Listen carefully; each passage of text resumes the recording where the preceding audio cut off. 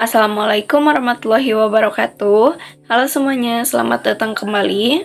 Di sini saya ingin membahas sebuah isu yang sedang hangat diperbincangkan, yaitu penutupan 23 kampus di Indonesia oleh Kementerian Pendidikan, Kebudayaan, Riset, dan Teknologi.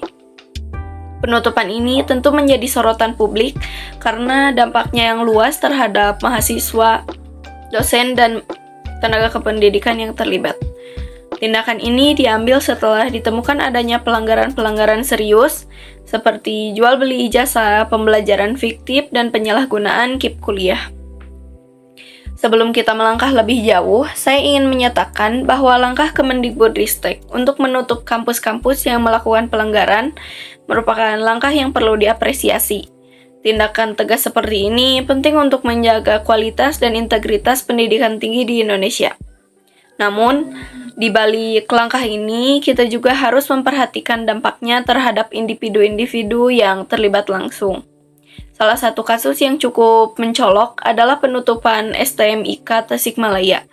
Mahasiswa di sana tidak hanya kehilangan tempat untuk belajar, tetapi juga merasa tertipu karena kurangnya transparansi dari pihak kampus. Dampak psikologis dari penutupan kampus juga tidak bisa diabaikan. Banyak mahasiswa yang merasa kecewa, khawatir, dan bingung dengan nasib mereka. Selain itu, ada juga ketidakpastian terkait status ijazah dan masa depan karir mereka. Sebagai mahasiswa, saya merasa prihatin terhadap kasus penutupan 23 kampus tersebut.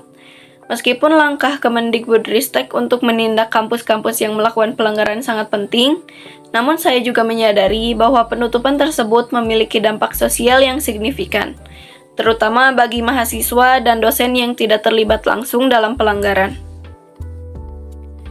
Saya juga berpendapat bahwa nasib mahasiswa dan dosen di kampus-kampus tersebut harus diantisipasi dengan cara yang lebih baik. Mereka harus diberikan kesempatan untuk pindah ke kampus lain dan mendapatkan bantuan yang lebih baik. Perpindahan mahasiswa, dosen, dan tenaga kependidikan ke kampus lain sebenarnya diatur dalam regulasi. Namun dalam praktiknya terdapat berbagai kendala. Salah satunya adalah ada biaya yang harus dikeluarkan, proses administrasi yang rumit, dan bahkan kesulitan mendapatkan surat pindah dari kampus yang ditutup. Ini menjadi masalah serius bagi mahasiswa yang sebagian besar sudah menggunakan beasiswa atau mengalami kesulitan finansial. Kami sebagai mahasiswa merasa khawatir terhadap nasib teman-teman kami yang berada di kampus yang ditutup. Mereka harus menghadapi ketidakpastian akan masa depan pendidikan mereka, status ijazah, dan bahkan karir mereka. Ketidakpastian ini tentu sangat membebani pikiran dan emosi mereka, ditambah dengan proses perpindahan yang mungkin tidak mudah dan berliku. Saya berharap, dengan adanya perhatian lebih dari semua pihak, mahasiswa dan dosen yang terdampak bisa segera mendapatkan solusi yang memadai. Pendidikan adalah hak setiap individu dan tidak ada yang pantas dirugikan karena kesalahan pihak lain. Dan dikarenakan angka partisipasi kasar pendidikan tinggi di Indonesia masih relatif rendah, jangan sampai penutupan kampus-kampus yang bermasalah ini kian menyempitkan akses pendidikan tinggi di tanah air.